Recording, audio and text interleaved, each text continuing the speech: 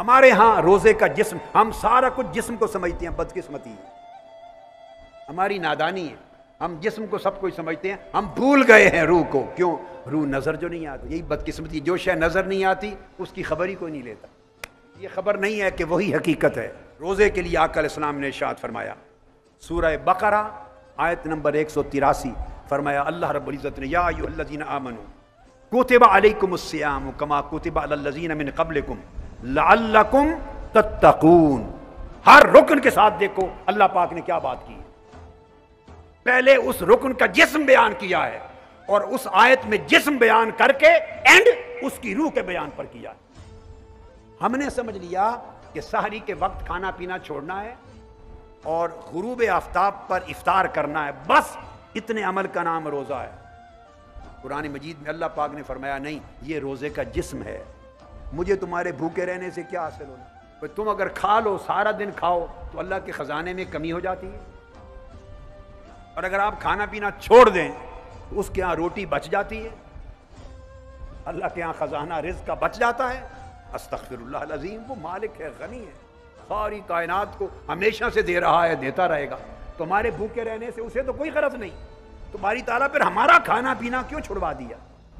فرمایا اس لیے چھڑوا دیا کہ تم تو سارا سال کھاتے ہو، تو وہ بھی ہیں جن کو کھانا پینا نہیں ملتا، کچھ کم سے کم ایک مہینہ تمہارے اندر یہ احساس پیدا کر دوں کہ جنہیں کھانا نہیں ملتا ان کا حال کیا ہوتا ہے، لعلکم تتقون، تاکہ تم لوگوں کو نظر انداز کرنے کے گناہ سے بچنے والے بن جاؤ، حاجت مندوں کی حاجت کو نظر انداز کرنے سے بچ جاؤ، محتاج ضرورت مند انسانیت کی ضرورتوں سے بے نیاز رہنے کا جو گناہ ہے تتقون، اس سے بچ جاؤ۔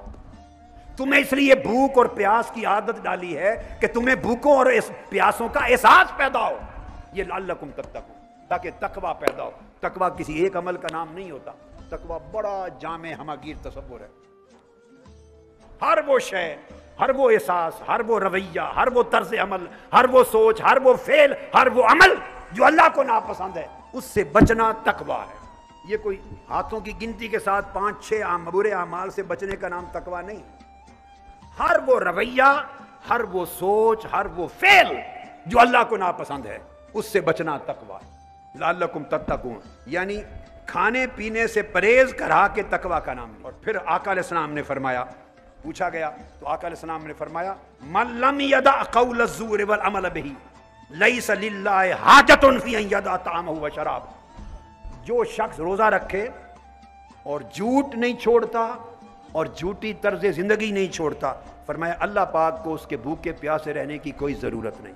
یہ حدیث پاک صحیح بخاری کی، آقا علیہ السلام نے اس مفہوم کی وضاحت کہ روزہ گالی سے روکتا ہے، صرف کھانے پینے سے نہیں روکتا، روزہ گالی گلوچ سے روکتا ہے، روزہ برے طرز عمل سے روکتا ہے، روزہ لغو گفتگو سے روکتا ہے، تو روزہ سارے برے اخلاق سے روکتا ہے۔ اگر برے اخلاق نہ رکیں تو کھانے پینے سے رک کر کیا لیا؟ یہ روزہ نہیں۔